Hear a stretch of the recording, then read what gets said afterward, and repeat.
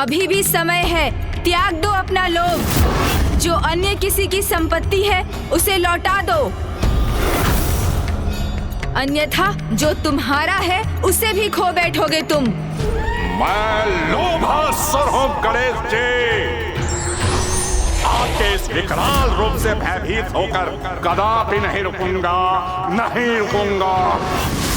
आप जिसे विकार कहते हैं वो आधार है मेरे जीवन का। मात्र प्राप्त करने के लिए उत्पन्न हुआ हूं मैं।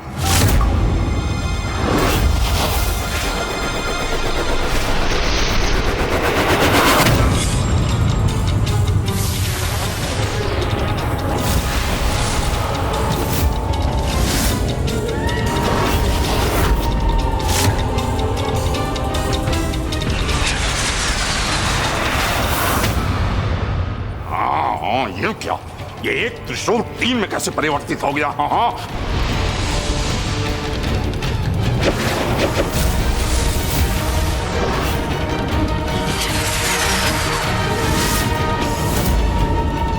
गजानन, आपकी युक्ति समझ गया मैं।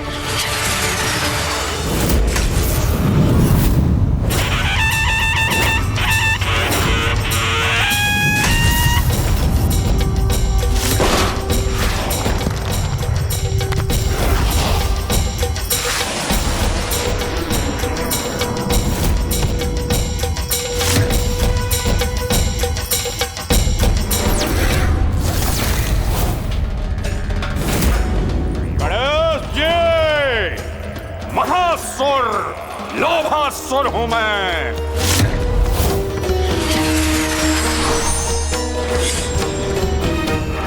इन्हें कम आंककर बहुत बड़ी भूल की मैंने।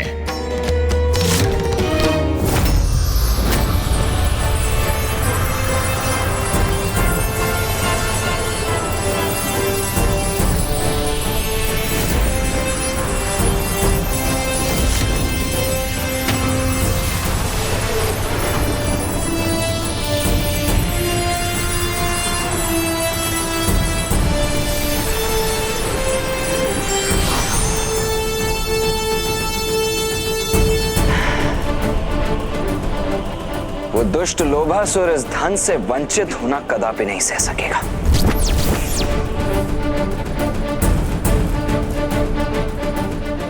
मैं आपको क्षति अवश्य पहुंचाऊंगा लोभासुर,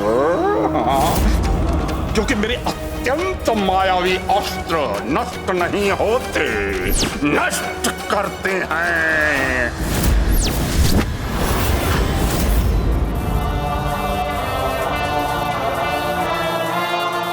अब आप सभी के अपने उचित स्थान पर लौटने का समय आ गया है।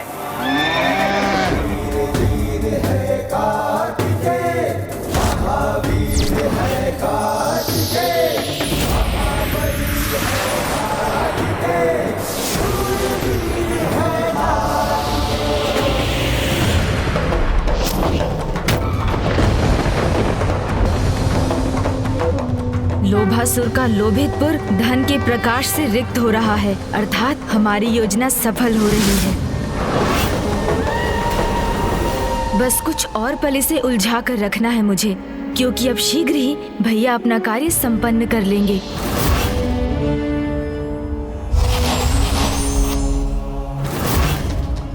हाँ, इन्होंने तो पुनः अपना गजानन रूप धारण कर लिया।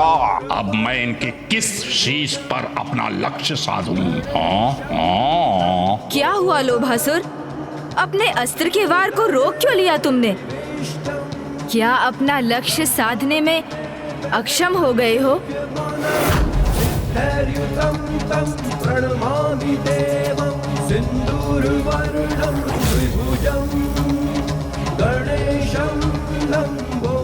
गणेश जी, मुझे आपके एक शीश पर वार करने की आवश्यकता नहीं है, क्योंकि मेरा ये प्रहार आपके सभी शीशों को क्षति पहुंचाएगा।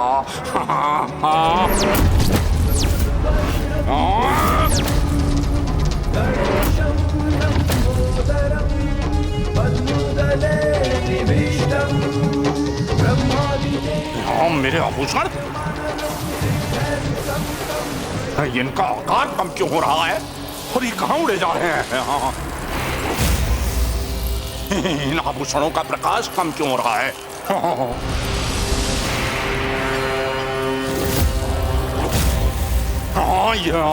ये क्या किया गणेश जी आपने? ये कैसा छल किया मेरे साथ? नहीं नहीं नहीं नहीं नहीं नहीं नहीं नहीं, ये उचित नहीं है, ये नहीं हो सकता। मैं इसे नहीं जाने दूंगा, मैं इसे नहीं जाने दूंगा। मैं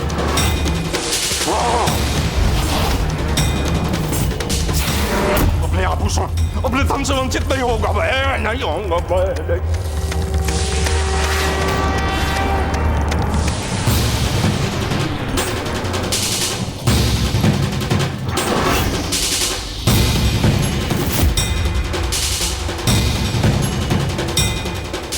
मेरा धन, मेरे स्वर्ण, कहाँ जा रहे हो मुझे छोड़ कर?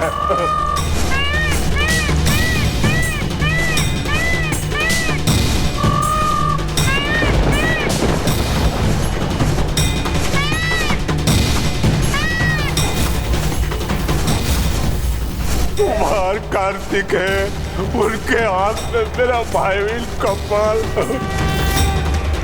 उस कपाल में मेरा धन, मेरे रत्न। गणेश जी, ये छल किया है आपने, बहुत बड़ा छल किया है। जिस पर जिसका अधिकार हो उसे वो लौटाना छल नहीं, धर्म होता है लोभासुर।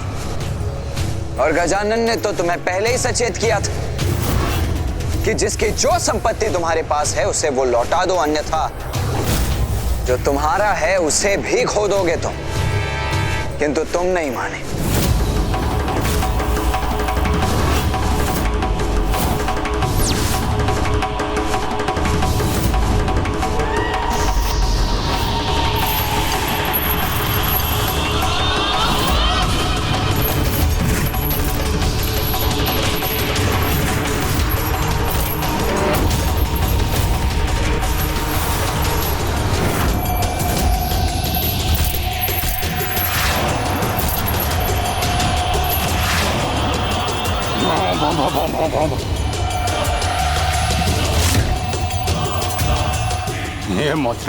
ये मुद्रा अंतिम शेष है। अब इसे मैं प्राप्त करके रहूंगा। हाँ हाँ,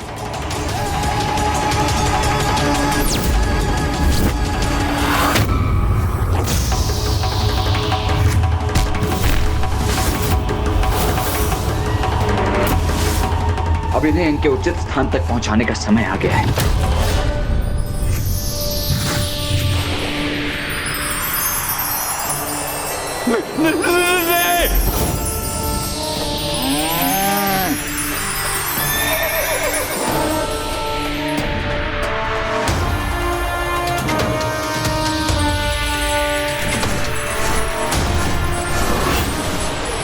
मेरे स्वर्ण मुझसे मत छीनिए।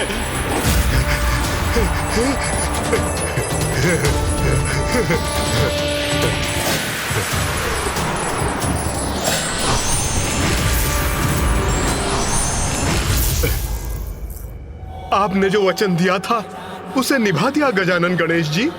आपको और देव सेनापति कुमार कार्तिकेय को मेरे ऊपर इस उपकार के लिए कोटि कोटि धन्यवाद प्रभु।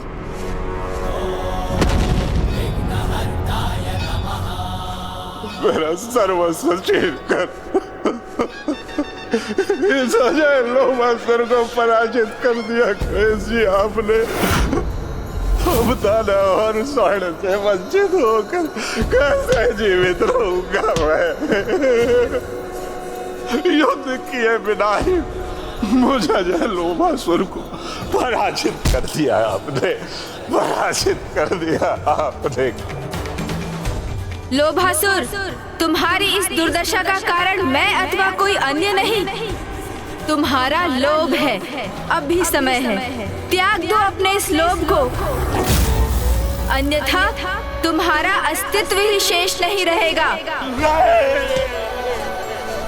मैं तुम्हारा शत्रु नहीं लोभासुर, ये विकार तुम्हारा शत्रु है जो अभी भी तुम्हें अपने प्रभाव से मुक्त नहीं कर रहा है। त्याग दो अपने भीतर के इस विकार को तभी अपने मन को शांत कर शांति से जीवन जी सकोगे तुम। जब अपना समस्त धन गवा चुका हूँ मैं, तो इन प्राणों का भी मोल नहीं है। प्राण नहीं चाहिए मुझे, इन प्राणों से मुझे मुक्ति दीजिए प्रभु, क्योंकि धन रहित व्यर्थ है मेरा जीवन, व्यर्थ है मेरा जीवन, व्यर्थ है।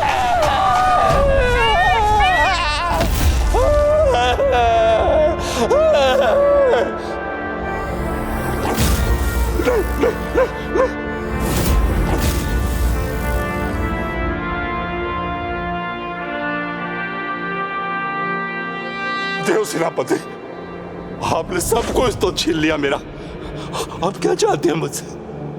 अब क्या शेष है मेरे पास? क्या लेने आए हैं आप? मैं यहाँ तुमसे कुछ लेने नहीं, अभी तो तुम्हें कुछ देने आया हूँ लोभासुर। मैं तुम्हें देने आया हूँ वास्तविक धन। धन? धन? वास्तविक धन? तो प्रतीक्षा क्यों कर रहे हैं प्रभु? दीजिए ना, दीजिए ना प्रभु, धन प्रभु, दीजिए धन प्रभु, प्रभु दीजिए ना। वो वास्तविक धन है ओम गंग गजाननाय नमः। ओम नमस्ते गणपते त्वमेव प्रत्यक्षम्। इस मंत्र का जाप करो लोभासुर। इस मंत्र के जाप के प्रताप से आज तुमने जो अपना सब कुछ खोया है उससे भी कहीं अधिक, कहीं बहुमूल्य प्राप्त कर लोगे तुम। ओम गंग गजाननाय नमः। ओम गंग गजाननाय नमः। ओम गजाननाय नमः। देव श्री गणेश, देव श्री गणेश, देव ओम गण गजाननाय नमः।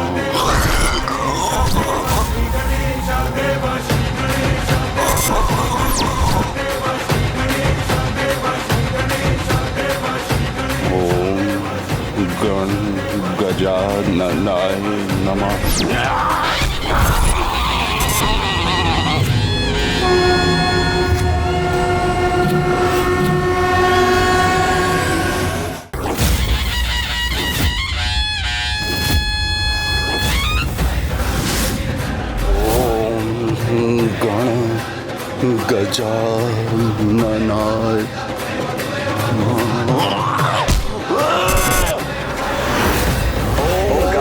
गजाननाय ओम गंग गजाननाय नमः।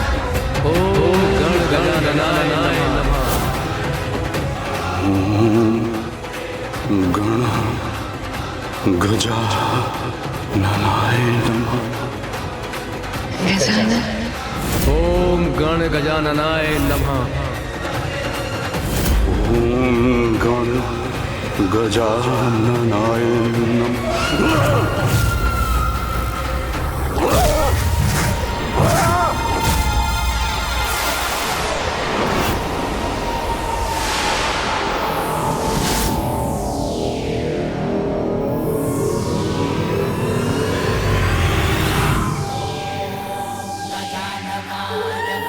अब नहीं।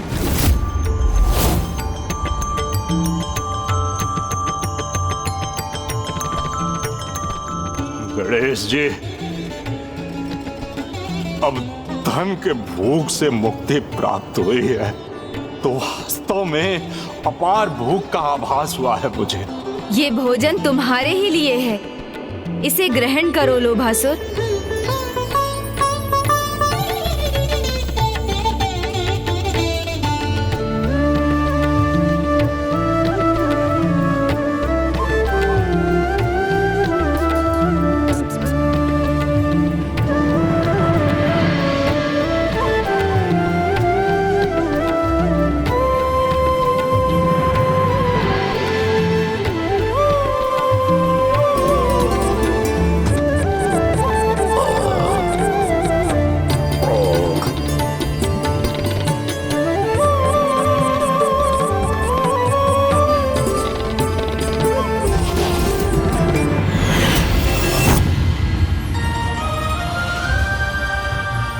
वास्तविक संतुष्टि क्या होती है?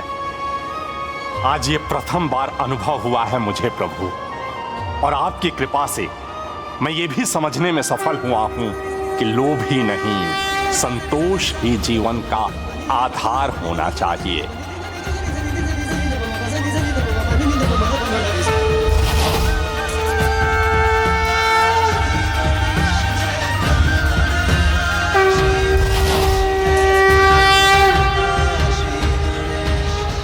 हे गजानन, देवताओं को उनके रत्न लौटाने वाले, लोक को बंदी बनाकर सृष्टि से दूर भेजने वाले, आपके इन अद्भुत गजानन अवतार की पूर्ण श्रद्धा और भक्ति से पूजा करने वाला भक्त अपने समस्त विकारों को मिटाने में सफल हो सकेगा।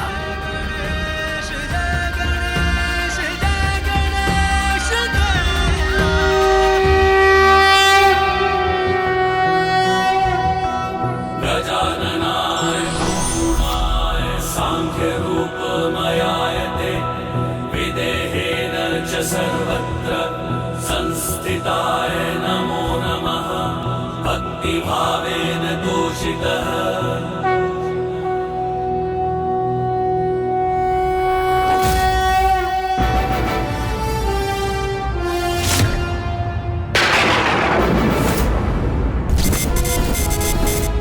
मेरे ध्यान में ये कैसा व्यवधान उत्पन्न हो रहा है, ये कैसे अशुभ दृश्य उत्पन्न हो रहे हैं मेरे समक्ष। इंद्रदेव इतने कुटिल भाव के साथ गौतम ऋषि का रूप धारण कर उनकी कुटिया में प्रवेश कर रहे हैं।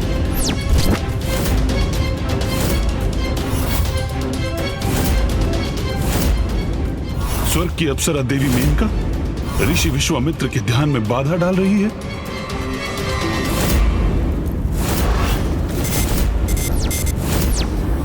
रावण एक अनुचित आशय से देवी वेदवती के निकट जा रहा है। क्या कारण है इसका?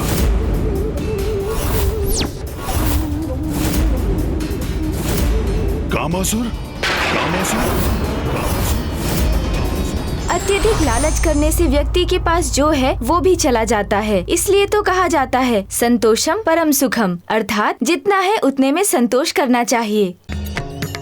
अनुज गणेश, लोभासुर तो प्रभावहीन हो गया, किंतु ममतासुर और कामासुर वो तो अभी शेष है, और उनसे उत्पन्न होने वाला भावी संकट भी। हाँ भैया, उन दोनों के भंडासुर में समाहित होकर उस महासुर की शक्ति में अपार वृद्धि करने के पूर्व हमारा उन दोनों को रोकना भी अनिवार्य है, और ये कार्य हमें शीघ्र करना होगा भैया। कामासुर, कामासुर। ज्ञानानंदमयं देवं निर्मल प्रणाम प्रभु। प्रणाम प्रभु। है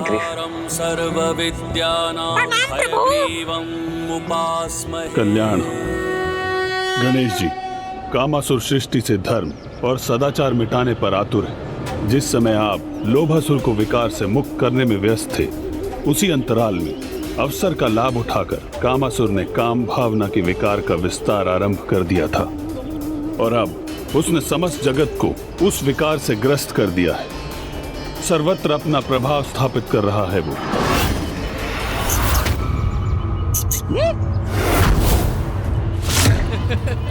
अति उत्तम।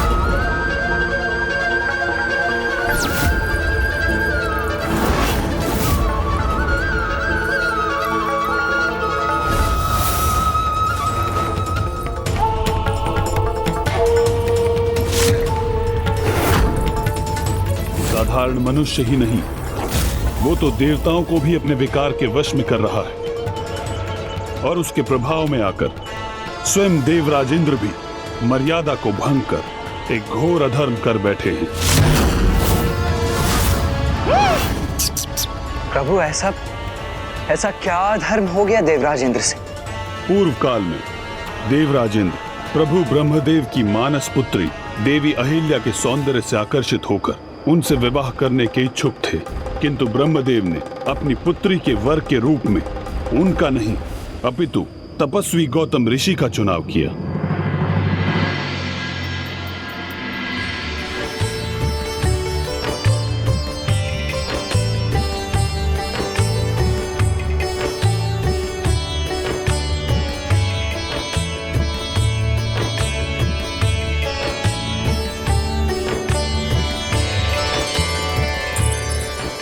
जब देवराज इंद्र कहीं प्रस्थान करते समय गौतम ऋषि के आश्रम के निकट पहुंचे, तब कामासुर को उनके मन में देवी अहिल्या के प्रति आकर्षण का आभास हुआ, जिसका लाभ उठाकर उस असुर ने देवराज को भी अपने विकार से प्रभावित कर दिया। देवी अहिल्या?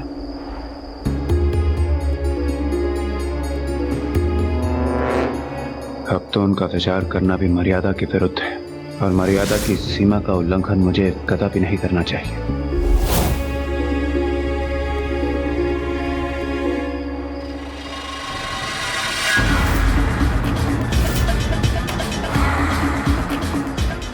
देवराज इंद्र, मेरे विकार की अपार शक्ति विवेक का नाश कर मर्यादाओं को भंग करवाती है। और अब ठीक वैसा आपके साथ होने जा रहा है देवराज। पूर्व के आकर्षण की मात्र एक स्मृति ही पलक झपकते ही अनियंत्रित काम भावना में परिवर्तित होने वाली है।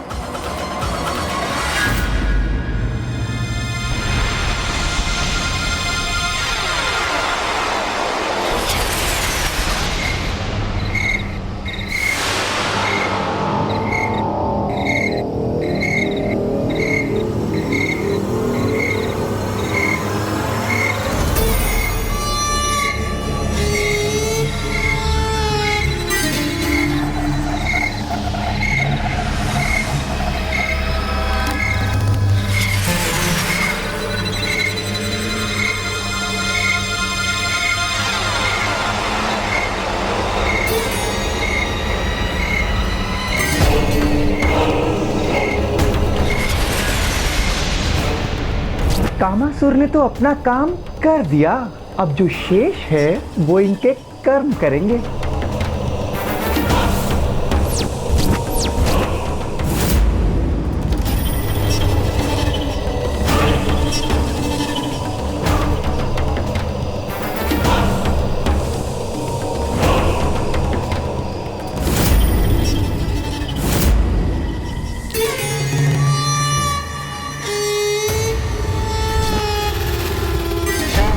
और फिर गौतम ऋषि के आश्रम के निकट पहुंचकर देवराज इंद्र ब्रह्म मुहूर्त तक गौतम ऋषि के वहां से प्रस्थान करने की प्रतीक्षा करते रहे।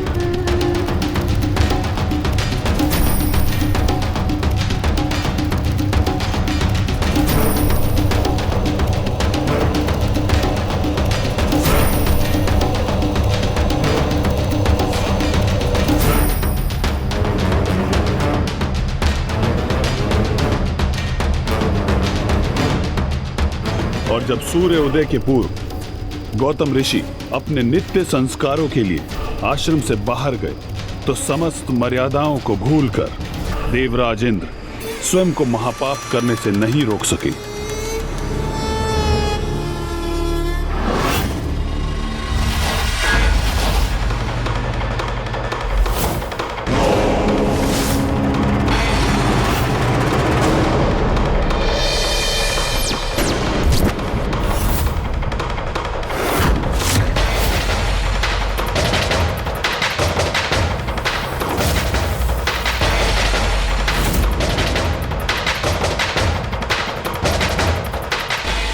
जब तक ऋषि गौतम अपनी कुटिया में लौटे, तब तक बहुत विलंब हो चुका था। देवराज इंद्र के इस छल के कारण देवी अहिल्या का पतिव्रत धर्म भंग हो चुका था।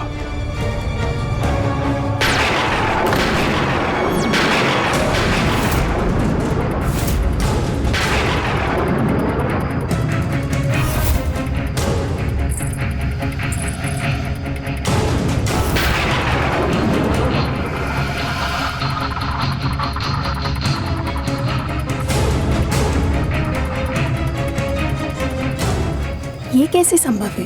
इन दोनों में मेरी स्वामी कौन है? कौन हो तुम? मेरा रूप धारण करके छल से मेरी कुटिया में क्यों हो तुम? उत्तर दो, कौन हो तुम? अपना वास्तविक परिचय उजागर करो। मुझे ज्ञात तो हो कौन है वो अधर्मी, वो पापी जिसने इतना बड़ा घोर अपराध करने का दुस्साहस किया है।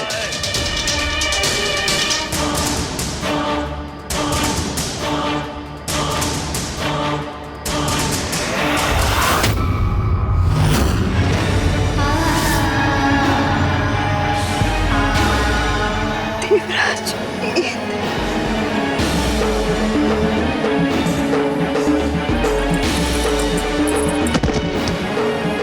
देवराज इंद्र, आपसे इतना बड़ा धर्म कैसे हो गया? मर्यादाओं का पालन करना, पराई स्त्री का सम्मान करना, छल कपट से दूर रहना, ये धर्म होता है देवताओं का। ये आप कैसे भूल गए देवराज? कैसे भूल गए देवराज? मेरा कार्य तो हो गया, अब आप भुगतिए देवराज इंद्र।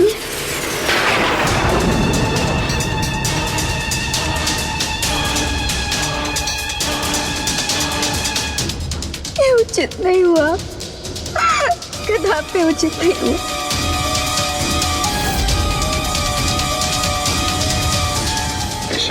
देवराज, देवराज,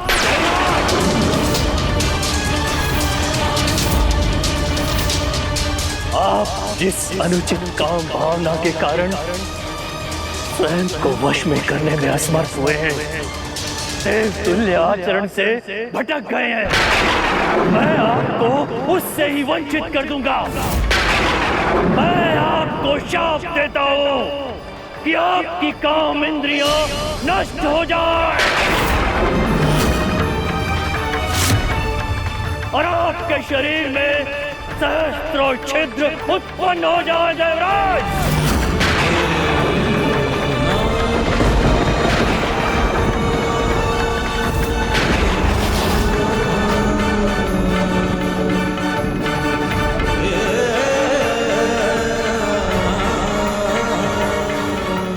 हे ऋषिवर, मुझसे ये जघन्य अपराध हो गया जिसके लिए मैं लज्जित हूं। मुझे ज्ञात नहीं मैं पथभ्रष्ट होकर स्वयं पर से अपना नियंत्रण कैसे खो बैठा। मुझ पर दया कीजिए ऋषि, मुझे क्षमा कर दीजिए, क्षमा कर दीजिए मुझे। बड़े से बड़ा अपराधी भी यदि सत्य निष्ठा से क्षमा याचना करे तो उसे क्षमा करना धर्म होता है। परंतु देवराज, आप आवेश में आकर अपना धर्म भूल गए, किंतु मैं अपना धर्म कदापि नहीं भूल सकता, कदापि नहीं। मैं आपको अपने शाप से मुक्त तो नहीं कर सकता, परंतु आपकी क्षमा याचना के कारण अपने शाप का प्रभाव कम अवश्य कर सकता हूं। देवराज, आपके शरीर में उत्पन्न छिद्र नेत्रों में परिवर्तित हो जाएंगे, जिससे आप अच्छाई, बुराई, उचित अनुचित को स्पष्ट रूप से देख पाएंगे और आपकी कामेंद्री एक अज कामेंद्री में परिवर्तित हो जाएगी, जो आपको सदैव आपके इस पशु आचरण का स्मरण दिलाती रहेगी। देवराज,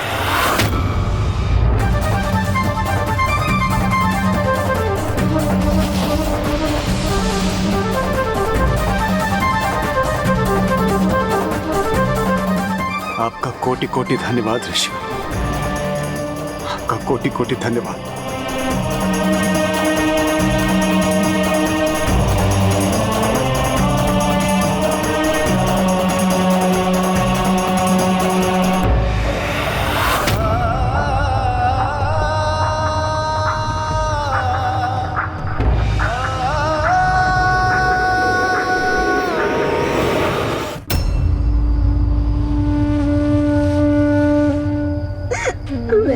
दीजिए स्वामी, हमें क्षमा कर दीजिए।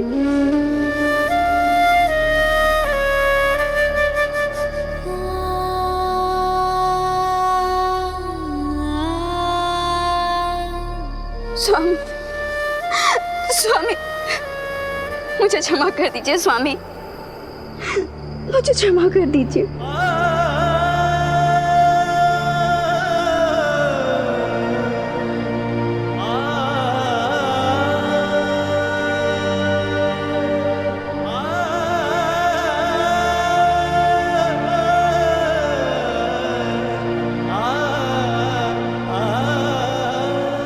स्वामी, स्वामी, स्वामी, स्वामी रुकिए। स्वामी, स्वामी आप कहाँ जा रहे हो? स्वामी मत जाइए स्वामी, इस प्रकार मुझे छोड़ के मत जाइए स्वामी। कहाँ जा रहे हो स्वामी? मुझे क्षमा कर दीजिए स्वामी। स्वामी, मैं जानती हूँ कि मैं आपकी दोषी हूँ, पर ये दोष मुझसे अज्ञानतावश हुआ है। मुझे क्षमा कर दे स्वामी, मुझे क्षमा कर दे। देवराज इंद्र के छल ने जिस पाप में मुझे भागीदार होने को विवश किया, इसका इतना बड़ा दंड मत दीजिए स्वामी, मत दीजिए। मेरा परित्याग मत कीजिए स्वामी, मत कीजिए। मुझे क्षमा कर दीजिए स्वामी, मुझे क्षमा कर दीजिए स्वामी। देवी, इसमें आपका भी उतना ही दोष है जितना कि देवराज इंद्र का। ये सत्य है कि देवराज इंद्र हमारा रूप धारण करके आए और आप उन्हें पहचान नहीं सकी, किंतु एक राजा के अधीरता भरे स्पर्श और एक ऋषि के शांत स्पर्श की शीतलता को आप पहचान क्यों नहीं सकी देवी? मैं तब अद्र निंद्रा में थी स्वामी। उस स्थिति में मुझसे बहुत बड़ी भूल हो गई, मुझे क्षमा कर दीजिए स्वामी। अर्धनिद्रा में जिस प्रकार एक पाषाण शिला की भांति आप स्पर्श के भेद को समझने में असमर्थ रही हैं, उसी प्रकार शिला के रूप में आपको अनेकों वर्षों तक तपस्या करनी होगी, तपस्या करनी होगी।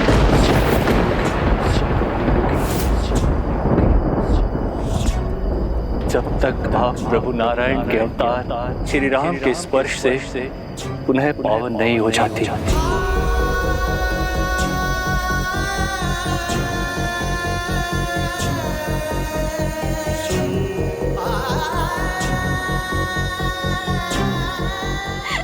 स्वामी,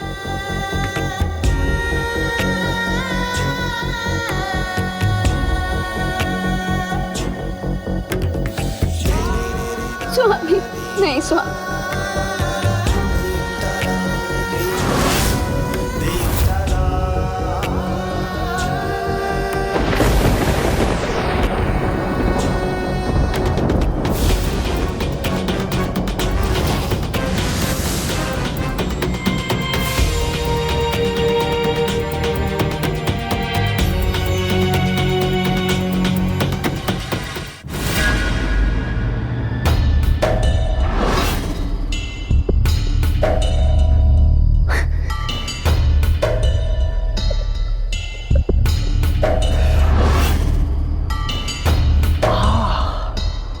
आनंद आ गया, मन तृप्त हो गया ये दृश्य देखकर। कार्य मेरा और दंड भुगतना पड़ा देवी अहिल्या को।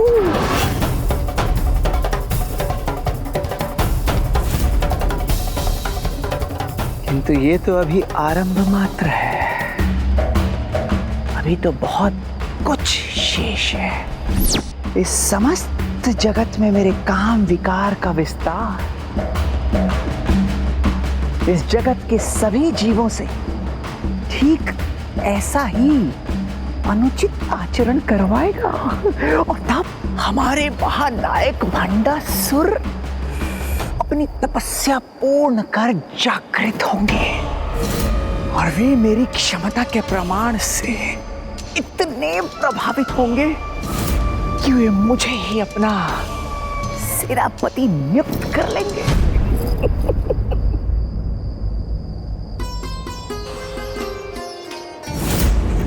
कितने दुर्भाग्य की बात है। कामासुर के दुष्प्रभाव का दंड ऋषि माता देवी अहिल्या को भी भोगना होगा। अपने स्वामी ऋषि गौतम और उनका भेष धर कर आए देवराज इंद्र के स्पर्श में भेद न कर पाने के कारण उन्हें भी शिला बनकर अनेक वर्षों तक मामा श्री प्रभु श्री नारायण के श्री राम अवतार की प्रतीक्षा करनी होगी। किंतु मात्र देवराज इंद्र को ही नहीं, उस दुष्ट कामासुर ने राक्षस राज रावण को भी अपने वश में कर लिया।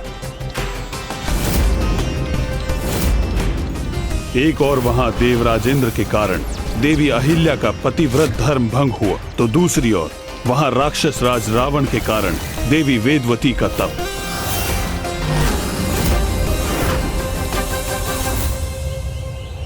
माता वेदवती की तपस्या भंग करवा दी उस दशानन ने, जो वो अनंत काल से प्रभु श्री हरि नारायण को पति रूप में प्राप्त करने के लिए कर रही थी।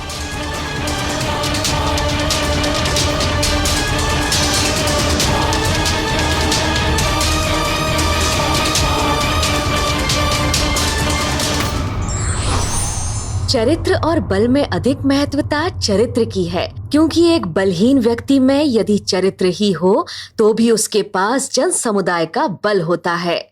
कामासुर के विकार का प्रभाव समस्त संसार में प्रसारित हो चुका है। एक और वहां देवराज इंद्र के कारण देवी अहिल्या का पतिव्रत धर्म भंग हुआ, तो दूसरी ओर वहां राक्षस राज रावण के कारण देवी वेदवती का तप।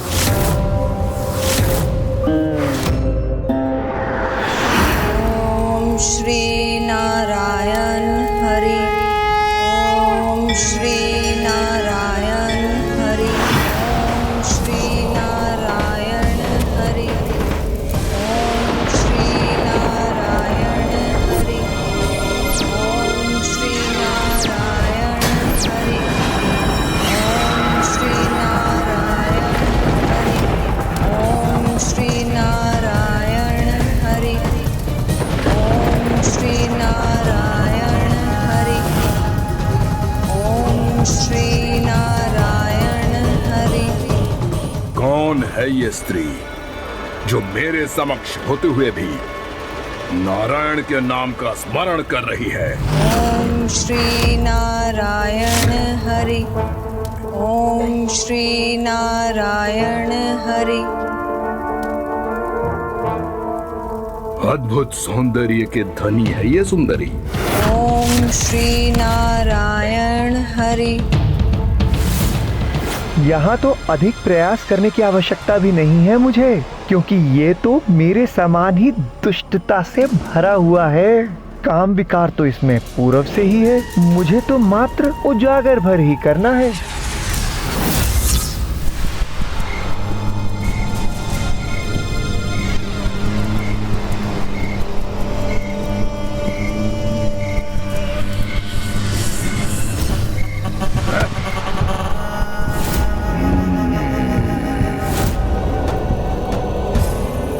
इस मनमोहक सौंदर्य का अधिकारी तो एकमात्र मैं ही बन सकता हूं।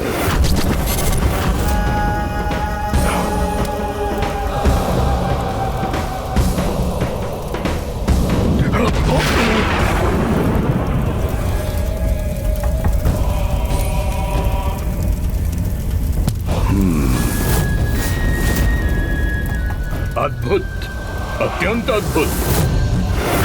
सुंदरी, क्यों नारायण के तप में अपने यौवन को इस वन में व्यर्थ कर रही हो? शांत करो अपनी इस तप की अग्नि को और निकट आकर मुझे त्रिलोक विजेता महाबलशाली लंकाधिपति राक्षस राज रावण को अपना स्पर्श करने दो।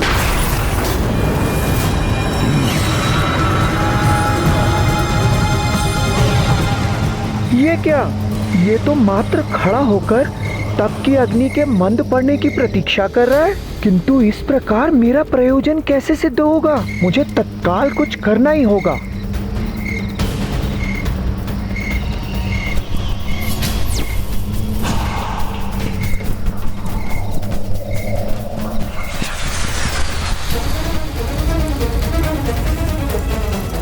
तुम्हारी तप की अग्नि मेरी कामना की उस अग्नि से अधिक बलशाली नहीं, जो तुम्हें देखकर मेरे हृदय में उत्पन्न हुई है।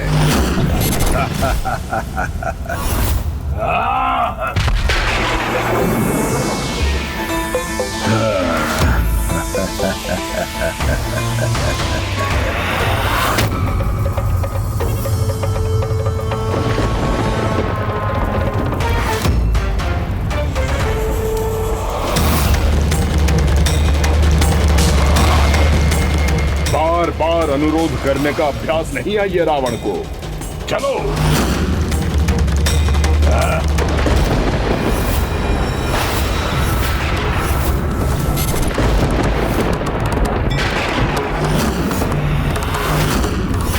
अब तुम्हारा ये व्यर्थ का तप भंग हुआ।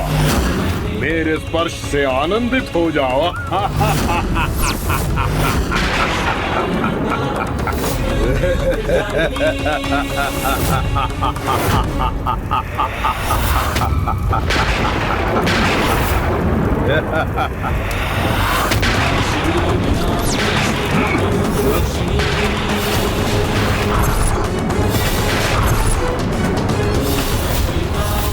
तो साहसी रावण, सर्वप्रथम मेरे तप को भंग किया तुमने, फिर मेरे केश का स्पर्श कर मुझे अपवित्र कर दिया।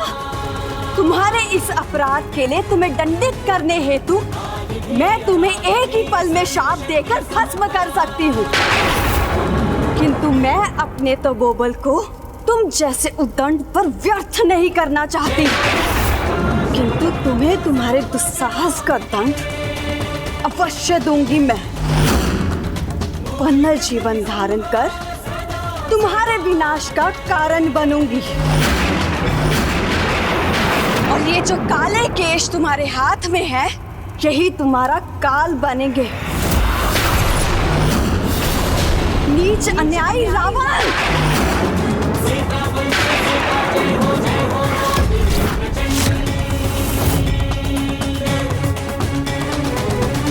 ओम श्री नारायण हरि। ओम श्री नारायण हरि। ओम श्री नारायण हरि। ओम श्री नारायण हरि।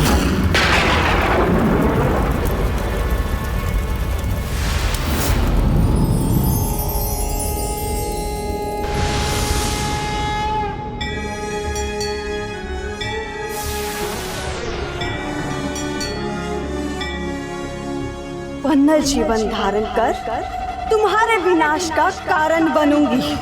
और ये जो काले केश तुम्हारे हाथ में है, यही तुम्हारा काल बनेंगे। नीच अन्यायी रावण! नीच अन्यायी रावण!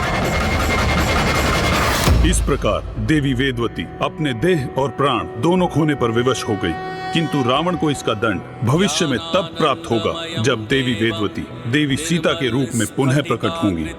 अर्थात प्रभु, राक्षस राज रावण के भीतर समाहित उन विकारों में अभी भी सुधार नहीं हुआ। उनके कारण माता वेदवती को अपना अस्तित्व ही मिटाना पड़ा। हाँ गणेश जी, किंतु इस घटना में रावण के साथ साथ कामासुर का भी उतना ही दोष है, जिसने स्वयं को देवताओं और दानवों तक ही सीमित नहीं रखा। उसने तो महातपस्वी ऋषि मुनियों को भी प्रभावित करना आरंभ कर दिया है, जिसके कारण माता वेदवती का ही नहीं, राज ऋषि विश्वामित्र जी का भी तप खंडित हुआ। वो तप जो ऋषिवर ब्रह्म ऋषि की उपाधि प्राप्त करने के लिए कर रहे थे। जहां एक और ऋषि वशिष्ठ के समान ब्रह्म ऋषि की उपाधि प्राप्त करने की इच्छा से ऋषि विश्वामित्र अटूट तपस्या में लीन थे, वहीं देवराज इंद्र और अन्य देवताओं के मन में शंका उत्पन्न हुई कि कहीं ऋषिवर को ब्रह्म ऋषि की उपाधि प्राप्त होने पर देवताओं की प्रतिष्ठा कम न हो जाए और किसी कारणवश देवता ऋषिवर के अपार क्रोध के भागी न बन जाएं। इसलिए उन्होंने स्वर्ग की अप्सरा देवी मेनका को उनका तप भंग करने के लिए भेज दिया।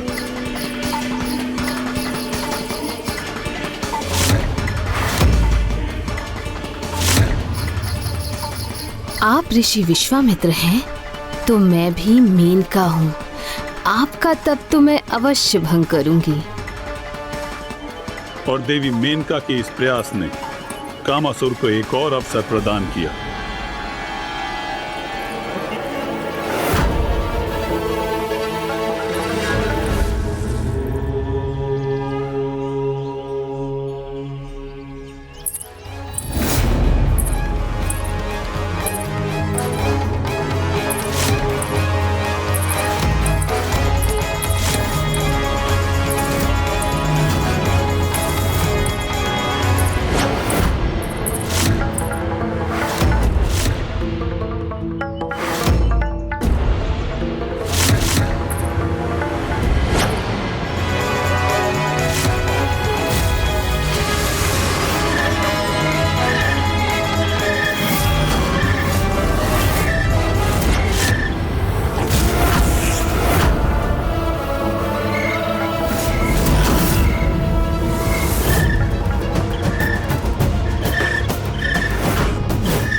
कितने भी ध्यान में मग्न क्यों ना हो, किंतु काम विकार के प्रभाव से आपका ध्यान भंग होना ही होना है।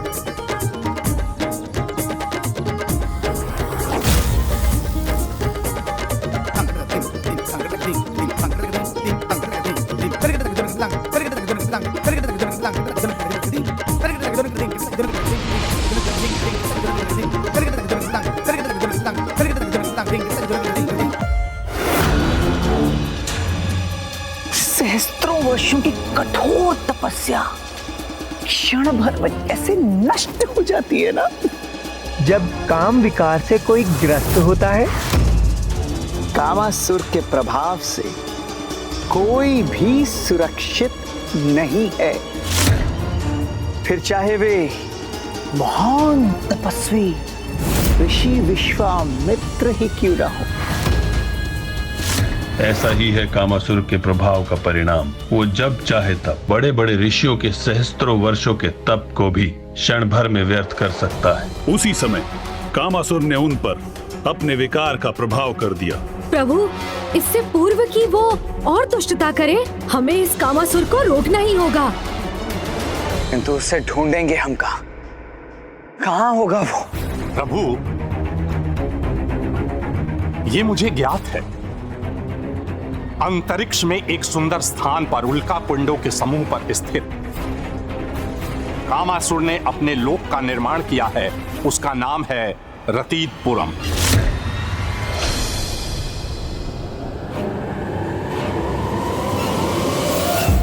अपने किसी भी बड़ी सफलता का आनंद वहीं जाकर मनाता है कामासुर, इसलिए वो अवश्य रतीतपुरम में ही होगा। प्रभु, बताने के लिए धन्यवाद लोभासुर जी। प्रभु हेग्रीव स्वयं यहाँ प्रकट होकर हमें सचेत करने के लिए आपको कोटि कोटि धन्यवाद। किंतु अब आप निश्चिंत रहे प्रभु, वो कामासुर अब ना तो किसी देव, ना दानव और ना ही किसी ऋषि को अपने विकार से प्रभावित करने में सफल हो सकेगा। हे गुरुमूर्ति प्रभु, हमें आज्ञा दीजिए कि हम कामासुर को विफल करने का उपाय कर सकें। हमें आज्ञा दीजिए प्रभु। प्रणाम।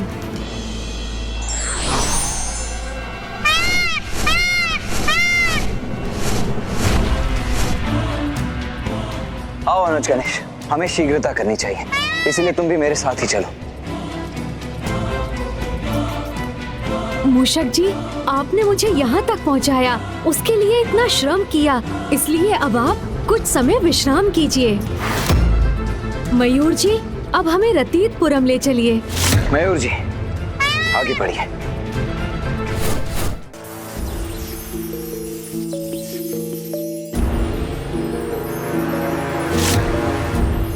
अब समय आ गया है अपने रतीतपुरम में आनंदोत्सव मनाने का।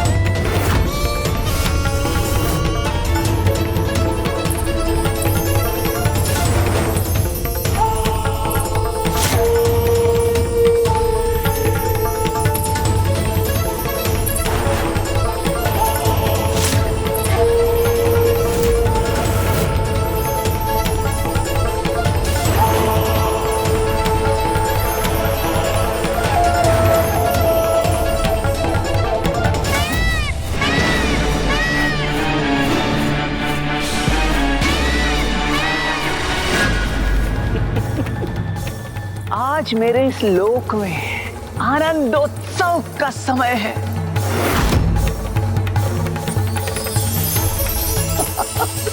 आज मेरे कार्य का प्रथम चरण जो पूर्ण हुआ, इस समस्त संसार के प्रत्येक छोर में काम भावना रूपी विकार का बीज बोने में सफलता जो प्राप्त हुई है मुझे, अब तो बस पूर्ण रूप से उसका विस्तार करना बाकी है, और वो भी शीघ्र अतिशीघ्र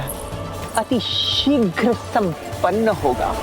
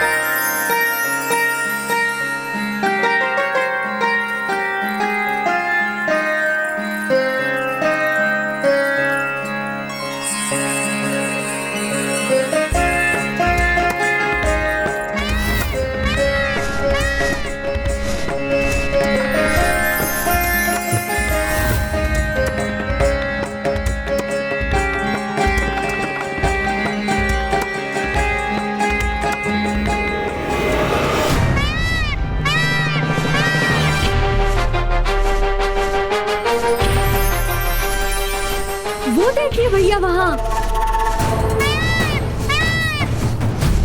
हाँ अनुज, कदाचित हम रथितपुरम के निकट पहुंच गए। हाँ भैया।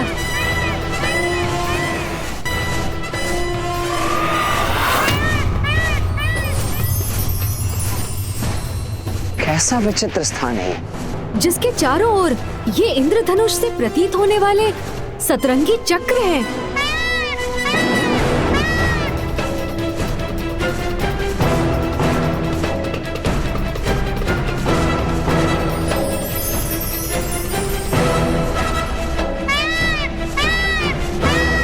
हमें शीघ्र ही वहां प्रवेश कर कामासुर को ढूंढना चाहिए अनुज।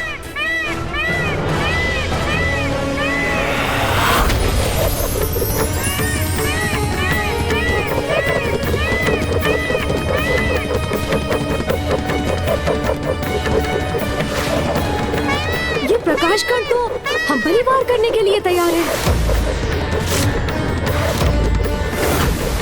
रुक जाइए भैया।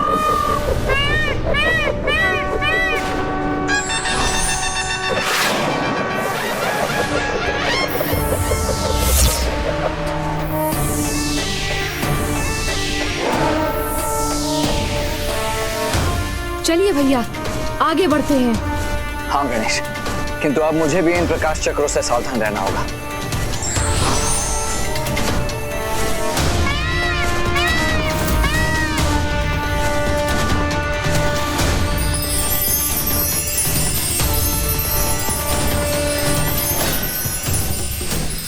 ये नील चक्र के अंश हमें आहत करने के स्थान पर हमारे चारों ओर एक घेरा क्यों बना रहे हैं?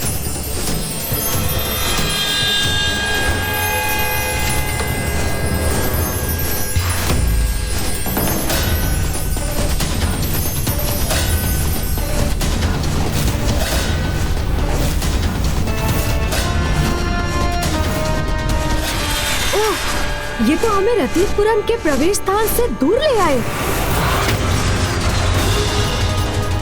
और प्रथम चक्र में जो रिक्तता तुमने उत्पन्न की थी, वो तो पुनः भर गई अनुज, जिसके कारण हमारा मार्ग पूर्व की भांति ही बाधित हो गया है। मयूर जी,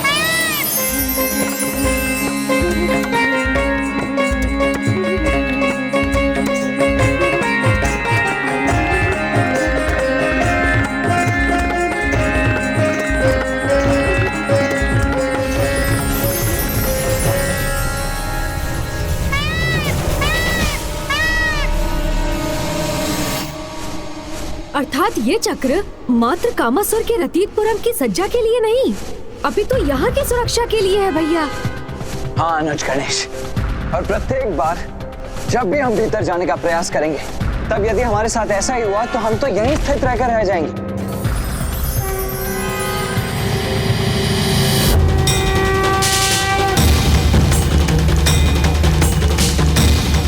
आप उचित कहते हैं भैया, ये हमें आगे नहीं जाने देंगे। यहाँ प्रवेश करने के लिए इनका कुछ तो उपाय करना ही होगा।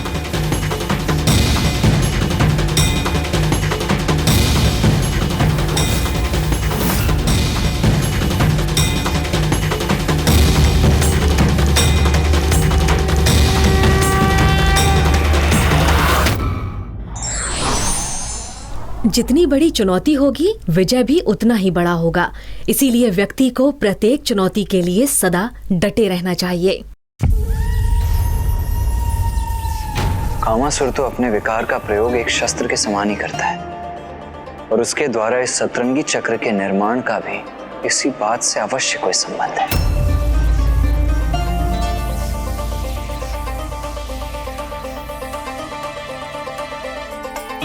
समझ गया, मैं इसका रहस्य समझ गया। मनुष्य का कोई भी विकार उसके भीतर उसकी पंच इंद्रियों से प्रवेश कर उसके मन और बुद्धि को प्रभावित करता है। 5 और 2 हुए 7। इसीलिए उसने अपने लोक की रक्षा हेतु इस सतरंगी चक्र का निर्माण किया है। अर्थात भैया, ये सतरंगी चक्र हमारी 5 इंद्रियां नेत्र, कर्ण, जीभा, नासिका और त्वचा, ये मन एवं बुद्धि से संबंधित है।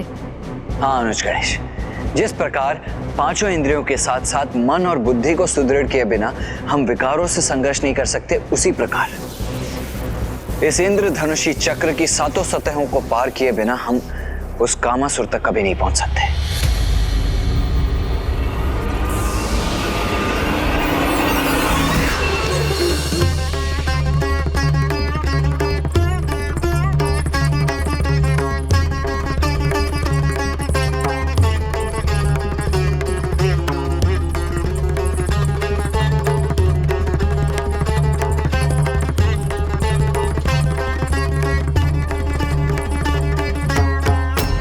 मात्र संगीत से उत्पन्न होने वाली नहीं, अपितु कामासुर के विकार की वाष्प है,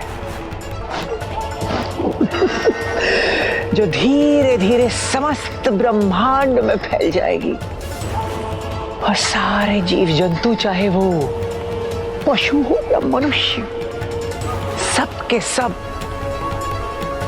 काम भावना से ग्रसित होकर मेरे वश में हो जाएंगे। मैं कोई ना कोई उपाय तो अवश्य ढूंढूंगा भैया।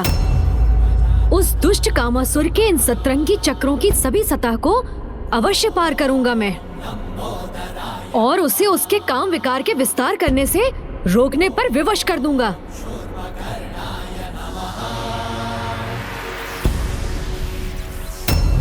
क्या उपाय है इस सतरंगी सुरक्षा चक्र को भेदने का?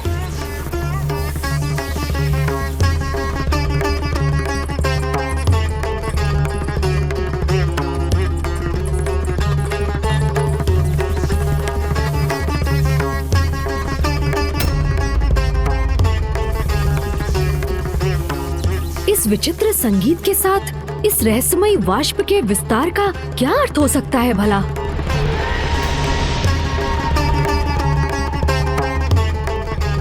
इस सितार की धुन मात्र एक साधारण धुन नहीं है। कदाचित यही धुन बाहरी सुरक्षा घेरे का स्रोत भी होगा। यदि हमें इसे रोकना है तो इस धुन को बंद करना ही होगा भैया।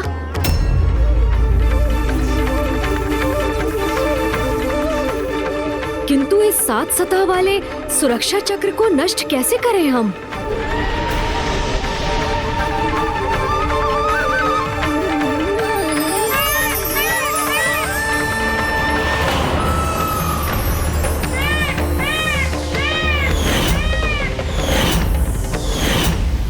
कदाचित इसका उपाय हमारे समक्ष है, क्योंकि मयूर जी तो चक्र के भीतर जाकर भी सुरक्षित रहे।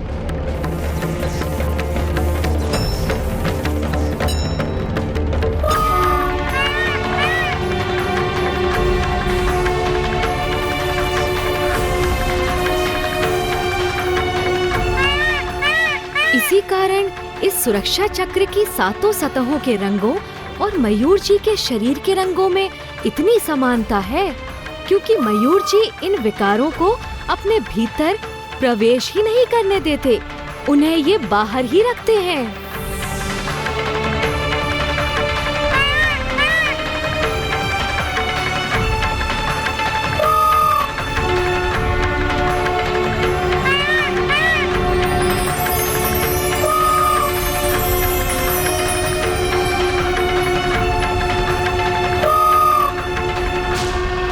क्या हुआ अनुज? इस प्रकार एकटक क्या देख रहे हो तुम? समस्या का समाधान भैया। कैसा समाधान? ध्यान से देखिए भैया, पांचों इंद्रियों के साथ मन और बुद्धि, इन सातों पर नियंत्रण के एकमात्र प्रतीक है मयूर।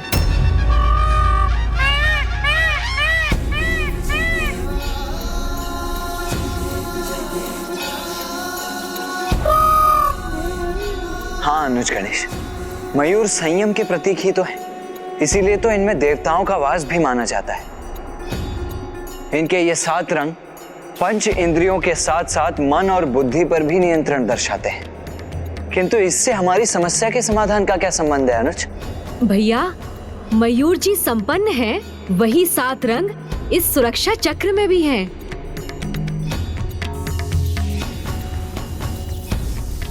अर्थात संयम के प्रतीक मयूर ही इस सतरंगी चक्र को भेदने में हमारे सहायक होंगे।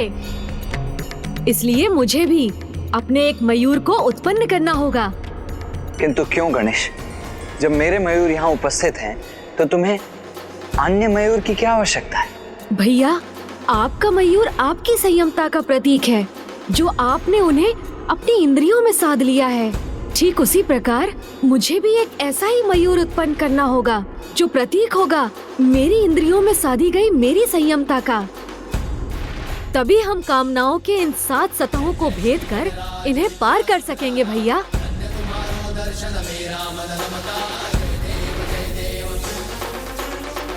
उचित है गणेश।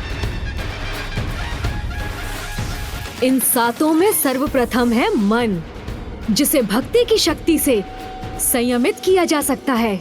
और ये तो आपको भी ज्ञात है भैया कि माता पिता की भक्ति से श्रेष्ठ तो और कुछ भी नहीं होता। इसलिए उनका आवाहन कर मैं उस प्रथम रंग को प्राप्त करूंगा, जो प्रतीक होगा मन पर संयमता का।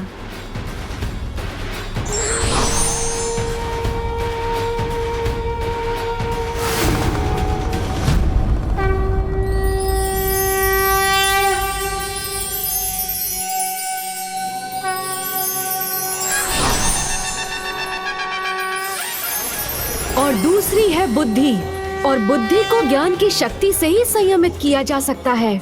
इसलिए भैया, अब मैं माता सरस्वती और ब्रह्मदेव का आवाहन करूंगा, जो मुझे द्वितीय रंग प्रदान करेंगे।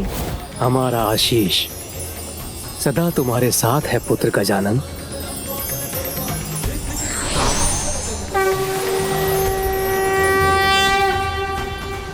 शेष 5 इंद्रियों में प्रथम है हमारे नेत्र, जिन्हें ध्यान शक्ति से संयमित किया जा सकता है।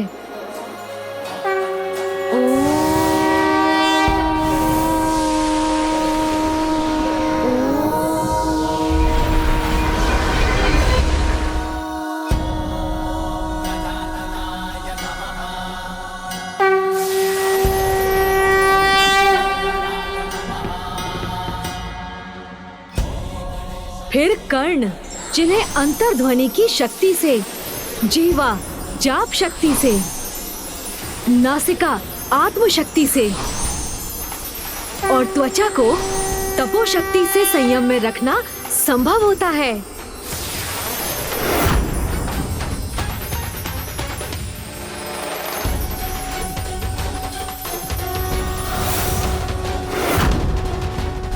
अद्भुत है पुत्र गणेश की बुद्धि।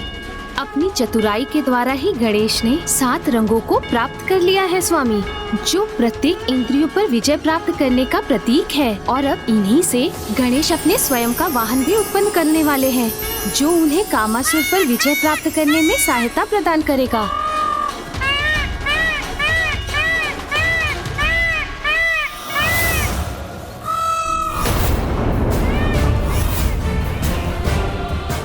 ये किसका विचित्र और अप्रिय स्वर है? कहीं कोई यहाँ आकर मेरे कार्य में हस्तक्षेप करने का प्रयास तो नहीं कर रहा है? मेरे समक्ष ऐसा कोई भी प्रयास सफल नहीं होगा। मेरे द्वारा उत्पन्न किए गए काम के प्रभाव से कोई सुरक्षित नहीं रह सकेगा।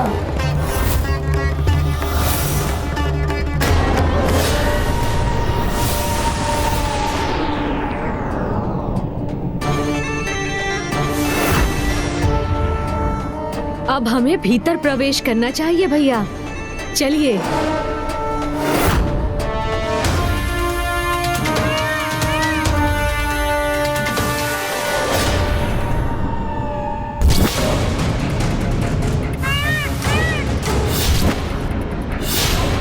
ये वाष्प तो गणेश की ओर ही अग्रसर है। गणेश सावधान!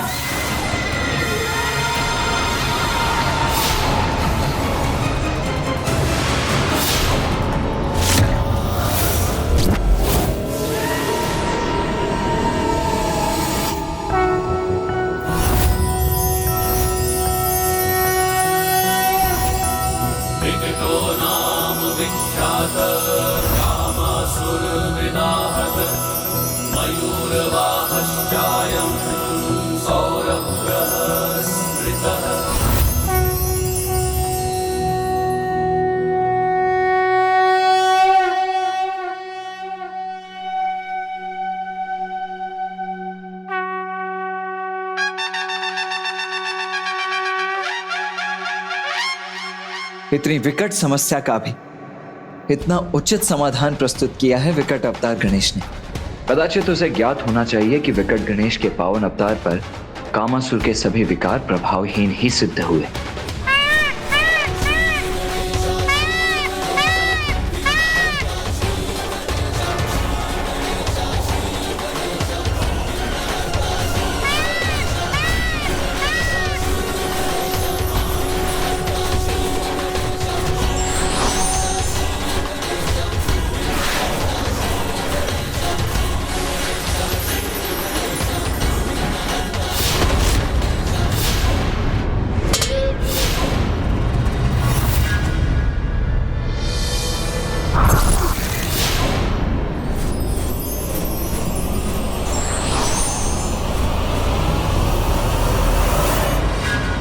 मेरे वाद्य यंत्र का तार कैसे खंडित हो गया?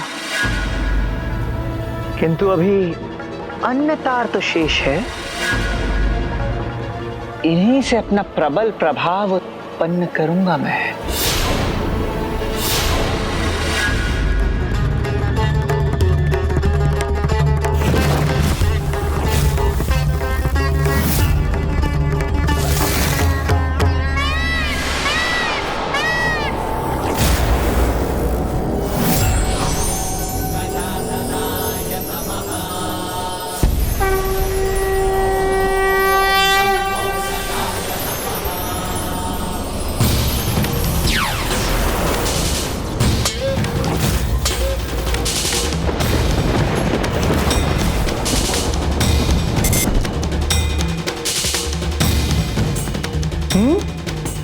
ये कैसे संभव है?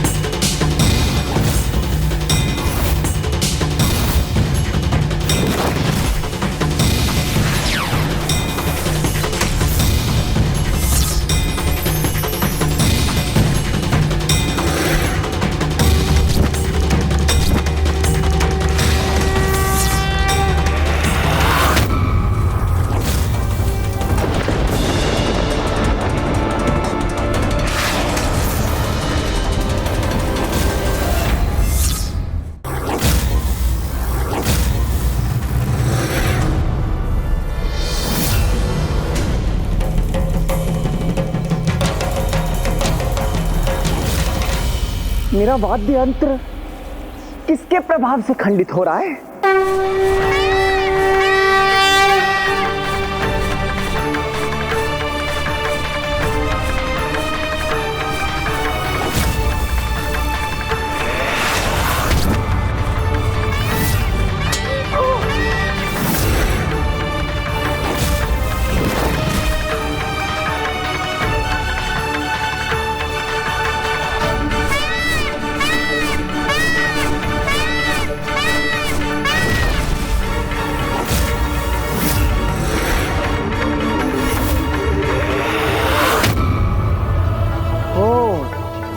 तो यहां तक पहुंचने में सफल हो गए।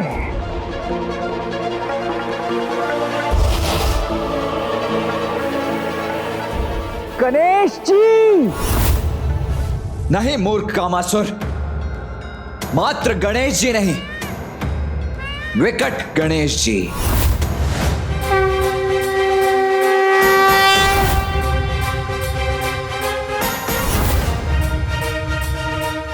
पुत्र गणेश का ये विकट रूप अत्यंत अद्भुत है।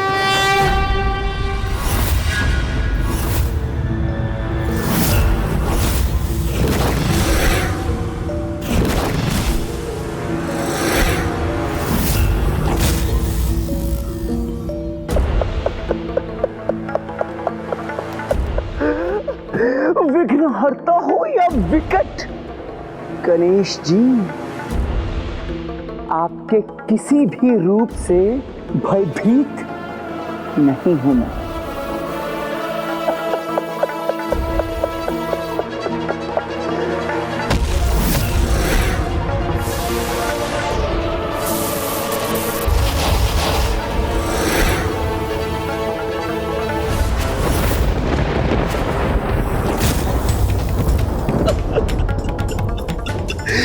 गणेश जी, आप यहां तक तो पहुंच गए, किंतु इसके आगे एक पग भी नहीं बढ़ा सकेंगे।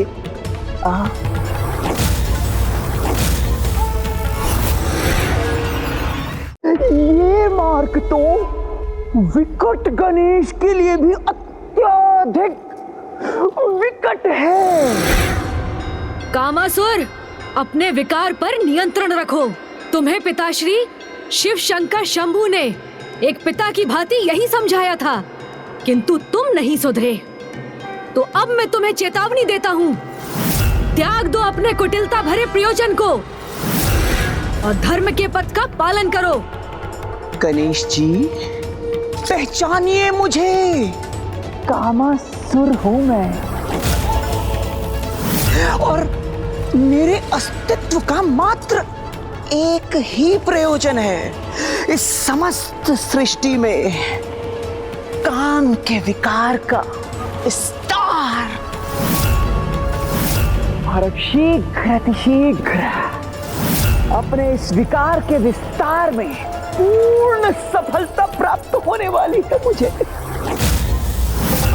देखिए गणेश जी, देखिए किस प्रकार इस कामासुर की वाष्प इस समस्त पृथ्वी पर छाकर उसे प्रभावित करने वाली है।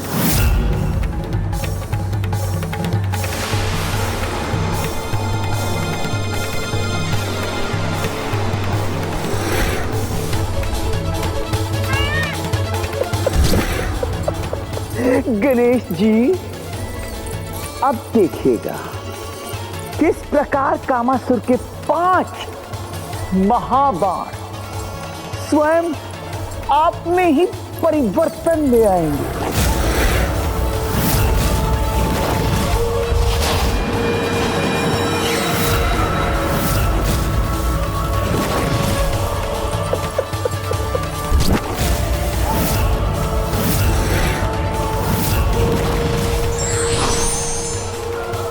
समस्त ब्रह्मांड में कोई भी आपकी रक्षा नहीं कर सकेगा गणेश जी।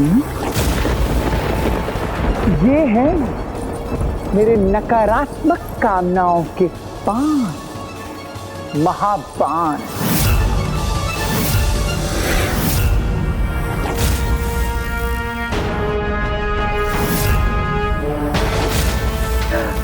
ये है उन्माद बाण, स्तंभन बाण, तापन बाण, शोषण बाण, सम्मोहन बाण। ये वो मायावी बाण हैं जिनके प्रभाव से देवता भी मुक्त नहीं हो सकते। अब न स्वयं आप और ना ही कोई अन्य आपकी रक्षा कर सकेगा।